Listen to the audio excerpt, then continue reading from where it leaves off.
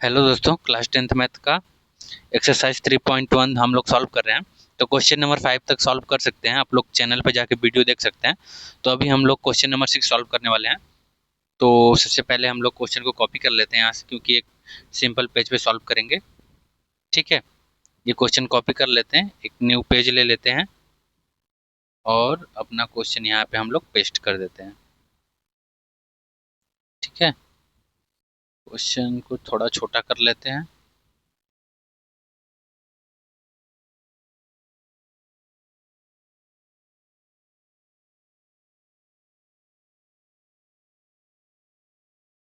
ठीक, अब question read करते हैं।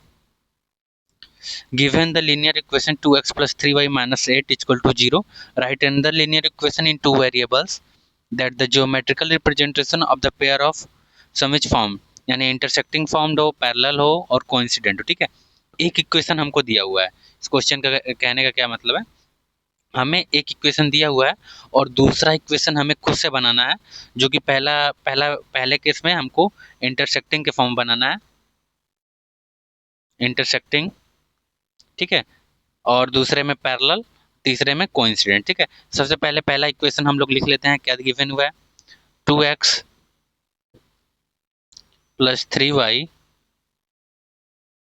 इक्वल टू, इस साइड -8 है तो ये इस साइड जाके क्या हो जाएगा, +8। ठीक है, ये पहला इक्वेशन है और दूसरा इक्वेशन हमको बनाना है।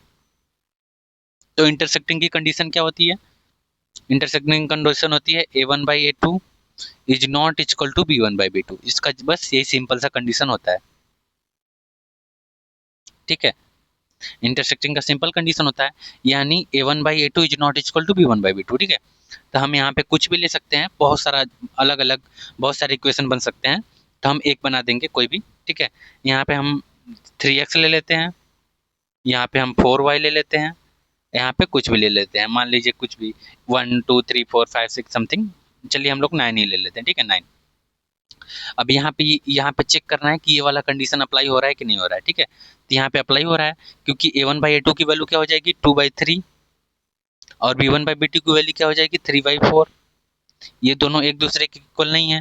जब इक्वल नहीं है तो क्या हो जाएगा, इंटरसेक्टिंग हो जाएगा। इंटरसेक्टिंग हो जाएगा तो हमारा दूसरा इक्वेशन क्या हुआ, ये हुआ।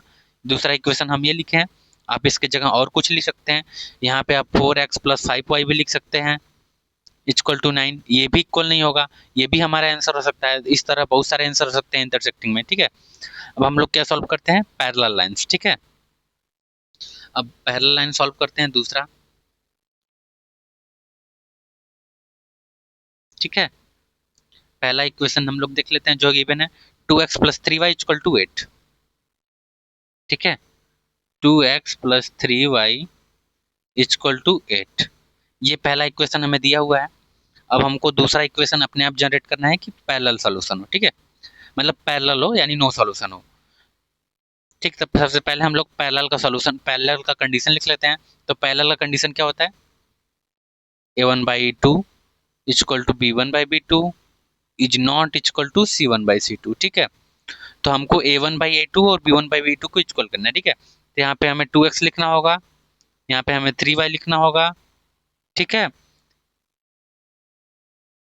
और ये c1/c2 इक्वल नहीं है। ठीक है, तो ऊपर 8 है तो हम लोग नीचे लिख देते हैं 9। c1/c2 इक्वल नहीं है। अब यहाँ पे ऐसे डायरेक्टली इसको लिख के एक बार चेक कर लेते हैं। तो a1/a2 क्या हो जाएगा, 2/2। b1/b2 क्या हो जाएगा, 3/3। c1/c2 क्या हो जाएगा, 8/9। इसको सिंप्लीफाई करते हैं। जब इसको सिंप्लीफाई करेंगे तो 2 से 2 डिवाइड हो जाएगा, क्या बचेगा, 1/1। 3 से 3 डिवाइड हो जाएगा, 1/1। ये हो जाएगा 8/9। ठीक है, तो ये दोनों तो इक्वल है बट ये इक्वल नहीं है। यहाँ पे ये दोनों इक्वल है बट ये इक्वल नहीं है। तो ये कौन सा केस हो गया, ये हमारा पैरेलल वाला केस हो गया। ठीक है, तो हमारा इक्वेशन क्या हुआ, ये हो गया दूसरा वाला इक्वेशन हमारा हो गया। ठीक है, इसकी जगह आप ऐसे भी बना सकते हैं, 2x प्लस 3y। यहाँ पे 8 को छोड़ के आप कुछ भी लिखिए, 9 लिखिए, 10 11 12, क्योंकि 8 लिख देंगे तो ये c1/c2 ये भी बराबर हो जाएगा। तो ये हमारा कोइंसिडेंट वाला केस हो जाएगा। ठीक है, यहाँ पे 8 नहीं लिखना है, इसके अलावा आप कोई भी इक्वेशन बनाएंगे वो पैरेलल ही रहेगा। ठीक, अब तीसरा क्वेश्चन हम लोग सॉल्व करते हैं। तीसरा क्वेश्चन क्या है, कोइंसिडेंट लाइन। ठीक है, इसको ऊपर हम लोग सॉल्व कर लेते हैं। तीसरा केस, ठीक है। तो पहला इक्वेशन हमारा क्या था, 2x plus 3y minus 8, 2x plus 3y minus 8 equal to 0। तो ये जनरल इक्वेशन था, इसको हम इस साइड भेजते हैं तो ये प्लस हो जाता है, ठीक है। तो डायरेक्टली हम लिख दे रहे थे, जिसको समझ में नहीं आ रहा था कि ये कैसे लिख दे रहे हैं इक्वेशन में, तो ये गिवन है क्वेश्चन में और हम 8 को उस साइड करके लिख दे रहे हैं, तो ये इस साइड प्लस में होता है, माइनस में होता है, तो उस साइड जाके क्या हो जाता है, प्लस में हो जाता है, ठीक है। तो इसको हम सिंप्लीफाई करके ऐसे लिख रहे थे 3y, और ये 8 इधर से उधर चला जाएगा तो क्या हो जाएगा, +8, ठीक। ये पहला इक्वेशन था हमारा, ठीक है। तो कोइंसिडेंट का क्या होता है, कोइंसिडेंट का हमारा कंडीशन होता है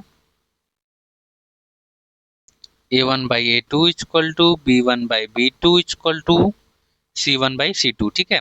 ये कोइंसिडेंट का कंडीशन होता है। तो हमको ऐसा इक्वेशन बनाना है जो ये कंडीशन अप्लाई कर जाए, ठीक है, इस कंडीशन को फॉलो करो, ठीक है। तो हम यही इक्वेशन ले लेते हैं, चाहे हम लिख लेते हैं 4x plus 6y equal to 16, ठीक है।